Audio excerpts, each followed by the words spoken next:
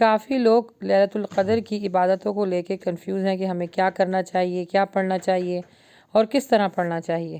دیکھیں، لیلۃ القدر میں آپ کا جو دل چاہتا ہے آپ وہ پڑھیں، قرآن کی تلاوت کریں، ترجمہ تفسیر تجوید کے ساتھ پڑھیں، استغفار زیادہ سے زیادہ کریں، قیام اللیل کریں، نوافل پڑھیں، نماز توبہ پڑھیں، صلاۃ توبہ ہوتی ہے، صلاۃ حاجات ہوتی ہے، کثرت سے درود پاک پڑھیں، ذکر و اذکار کریں، لا الہ کی تسبیح زیادہ سے زیادہ کریں۔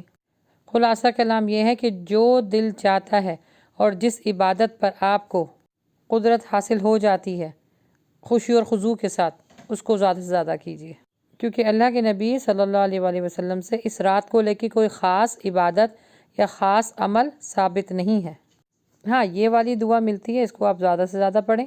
اللہم انک عفو تحب العفو فاعف عنی۔